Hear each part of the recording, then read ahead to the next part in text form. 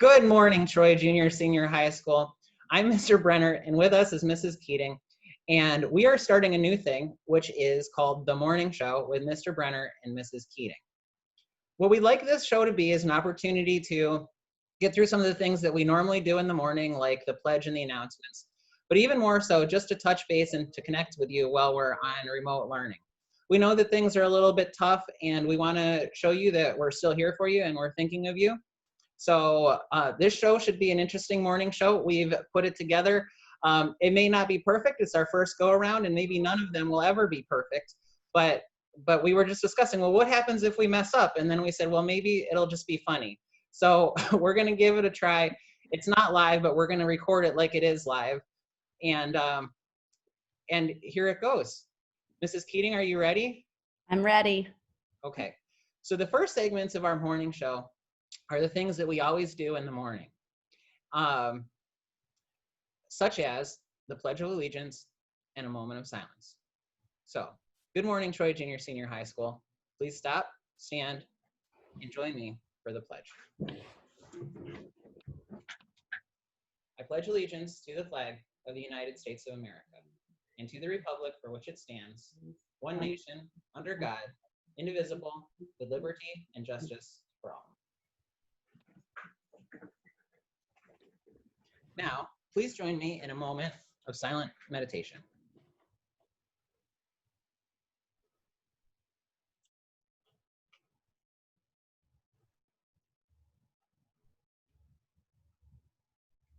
Okay, now to announcements. Are you doing announcements? I am. The announcements today there aren't any, and nothing in particular that applies right now that we're in virtual. But if your club or your organization has anything you would like to have announced, please email one of us and we'll get those on for you. Okay.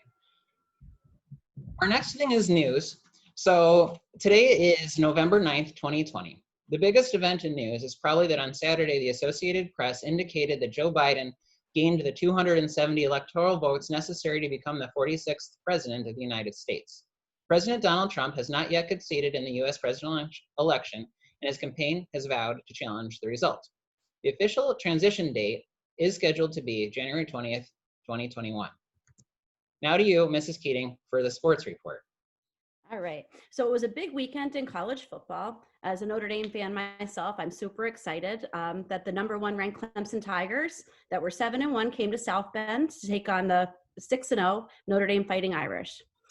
Definitely an easier game with Clemson's starting quarterback Trevor Lawrence out with COVID-19. But in the end, it was a hard-fought battle, and the Irish came back on top to move to 7-0. Interesting thing that happened here, though, Clemson was being #1 in the country, that knocked him out of first place, and Alabama hopped in.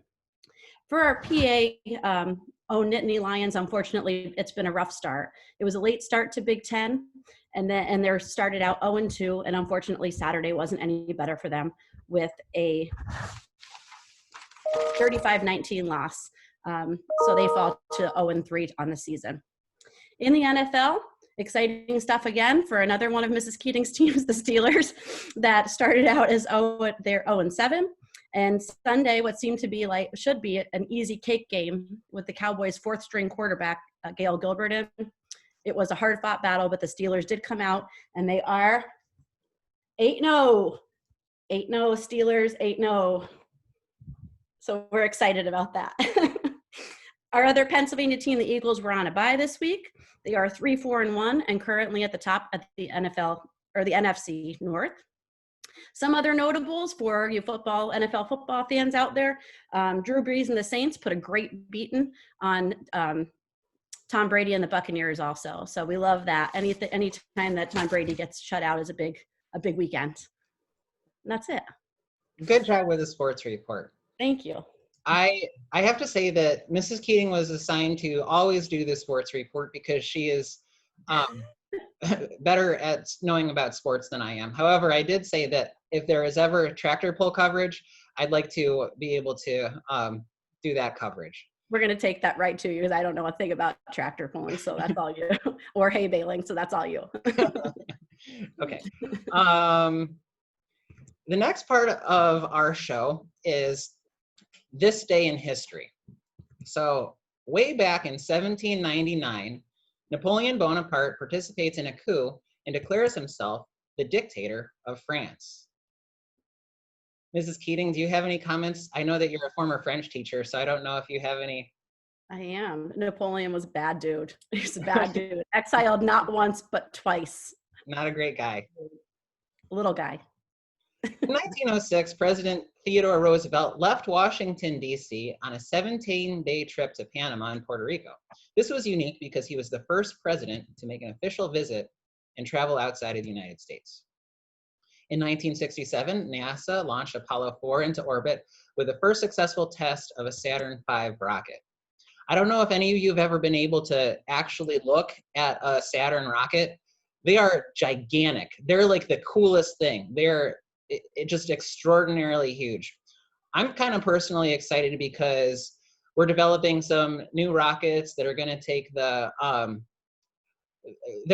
us to extraordinary new places, hopefully to Mars. There's what I think it's called the Space Launch System with an Orion rocket and capsule, and there's some pretty exciting things going on in the world of NASA right now and things like that. But neat piece of history. First Saturn V rocket was launched in 1967.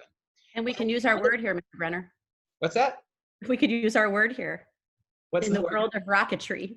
Rocketry. Remember rocketry? I said we'll use that again. Rocketry and aerospace engineering. And Mrs. Keating and I were joking because a while ago, because rocketry is a funny word, you know. I mean, it doesn't really pertain as much to like actual rockets and space launches and stuff like that, you know, but it kind of applies. And usually when you think of rocketry, you think of like the little rockets that you light off in your backyard, and that's rocketry.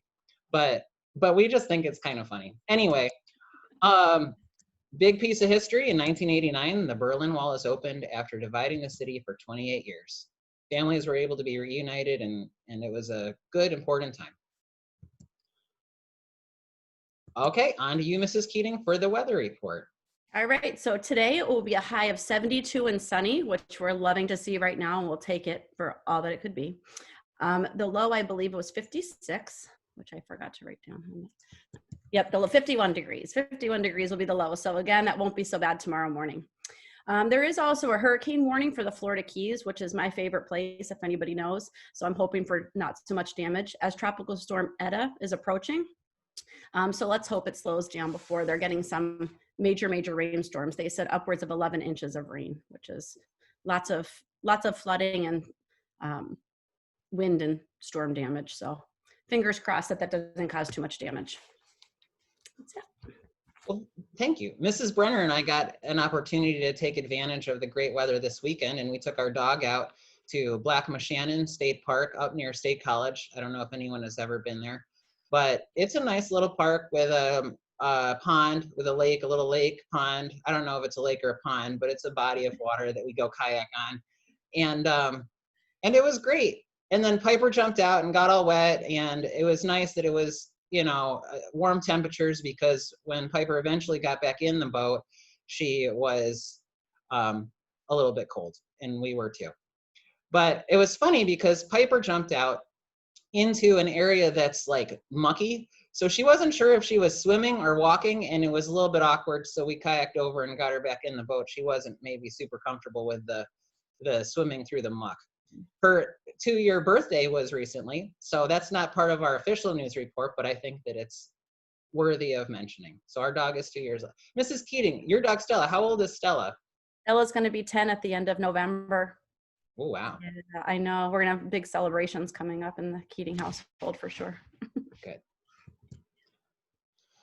Okay, for our COVID-19 update, as you all know, school is closed in person to instruction right now due to COVID-19 in our community. This last week, we had 441 new cases in the county. Some good news, Pfizer is a drug company, and they recently have a vaccine, which is an experimental vaccine. It appears to be working with more than 90% positive results, according to clinical results. That news comes from an analysis where they tested 43,538 volunteers. Each participant, each of these volunteers had 2 injections spaced 21 days apart. So hopefully we've got a vaccine coming and it'll help us out a little bit with COVID. Now, our really exciting part of this morning show is our guest speaker. So for our guest speaker, we have Mr. Ryan Schrader.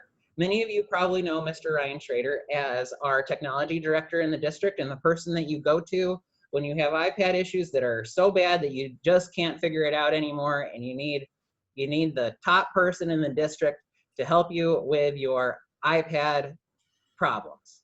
So good morning, Mr. Schrader. Good morning, Mr. Brenner. How are you guys? Thank you for having me on the show. You're welcome. So I guess we want to just start a little bit with your personal history. So how did it all begin? Well, you see, Mr. Brenner, when a mommy and a daddy really... That might be a little too much. That's too far in the past. Wait. So many of you know, I'm also a Troy graduate. I grew up in Troy. Class of 1988, so a little shout out to the class of 1988. It was a pretty amazing class.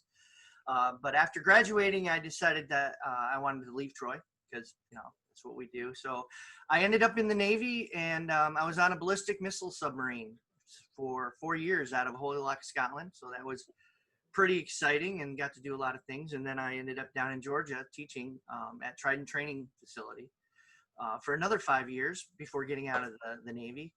And like many of our families now, when we started having our family, we realized how special Troy was. So we moved back to Troy because that's what we wanted our kids to have. We wanted them to have the same experience that we did growing up. And I say that we because my wife, Mrs. Schrader, is also a Troy alum and a graduate. So we have deep roots in Troy. We love Troy, and it's an amazing place. And you guys are a good addition to the Troy family. I will tell you that. Oh, thanks, Mr. Schrader. Thanks, Mr. Schrader. So I have a couple questions. Okay. Your time in the nuclear sub, because I think that that's particularly interesting. So what is the most exciting thing about being on a sub? The most exciting thing about being on What's the coolest thing about being on a sub? I don't know. I'm not sure I would say anything is really cool about being on a sub. It was some of it was quite terrifying. When you have things happen on a submarine, you're underwater. So if you have a fire, which we had several, you're stuck in a big metal tube. So there's nowhere for that bad air to go. So so it's a lot of work, a lot of training and drilling but I got to I got to live all up and down the East Coast. I got to live in Scotland for a while. That was pretty amazing. All right, I'll tell you, when you're going out to sea on a submarine, you typically transient out on the surface. And if you've ever seen what they give you for a submarine sailor, it's 2 dolphins on either side of a submarine. That's your insignia that you get. And that's because when you're transitioning out, the dolphins like to get in front of the bow of the submarine and jump. And so it's a really neat thing to see. And we got to do that quite often. So I was going to piggyback off of that and say, what's your least favorite thing about being on a submarine? But I think you kind of said it's all bad. No, I'll tell you my least favorite experience and I was on the James K. Polk SSVN 645, and then we actually transitioned it to a slow approach. So we carried SEAL teams and did some covert op stuff, which was pretty exciting. But I had to do a 120-day underwater tour. We were a man short, and so normally you do 8-hour rotations. You're on watch for 8 hours. You're off working for 8 hours, and then you get to sleep for 8 hours. But we were short a person, so we would be on for 8 hours, work for 8 hours, maybe get 2 hours sleep.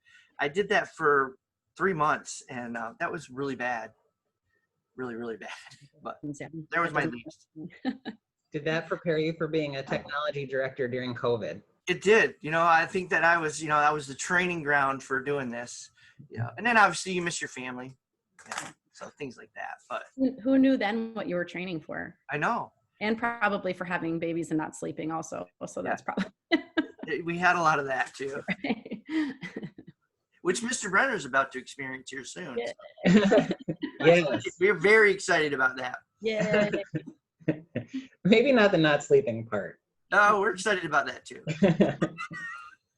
Okay. Mr. So- Brenner with the sleep is exciting. He gets funnier the tired he He does. gets. He so. does. That's That what I is mean true. by that. Mr. Schrader has had the opportunity to see me at some of my most tired points in life as we participated in the 24-hour game jam, and I was able to help supervise that. Yep, that was exciting. I bit that bullet. It was a good time, Mr. Brenner. A good time. It was fun. So I think the next thing that we want to ask Mr. Schrader a little bit about is the state of technology during COVID. What would you like to say to the school community about where we're headed in our current context right now? We're all kind of like struggling through COVID and doing the best we can.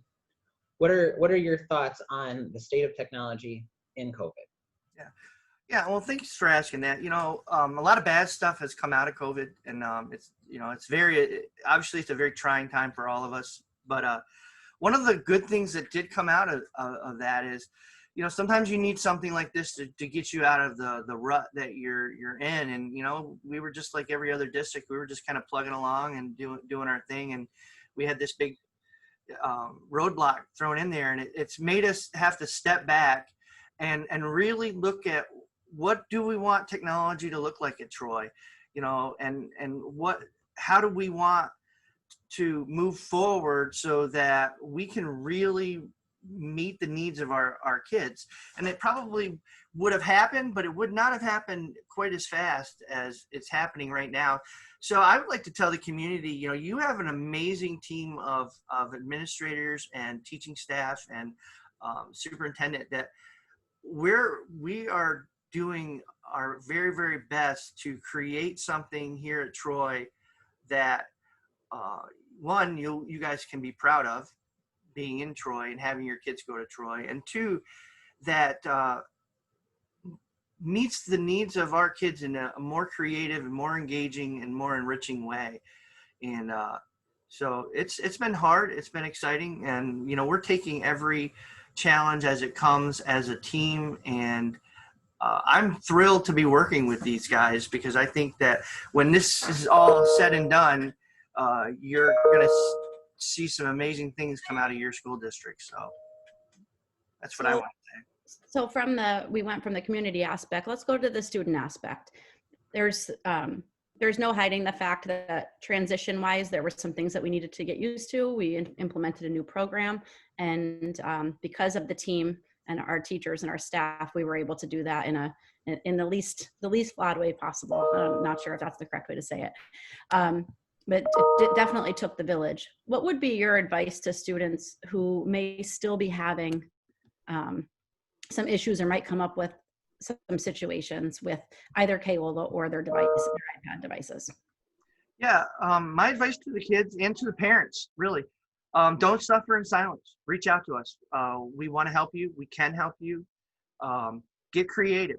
Don't get frustrated. Use this opportunity to really learn how to overcome.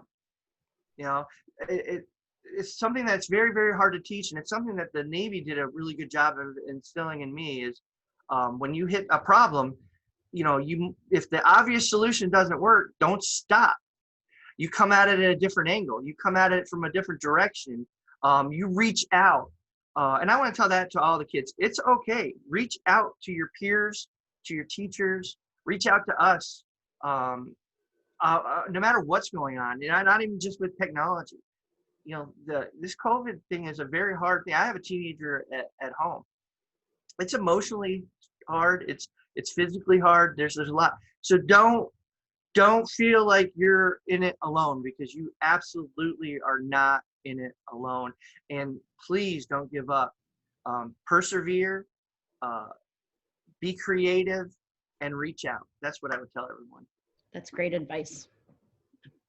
Thanks, Mr. Schrader. Thank you guys.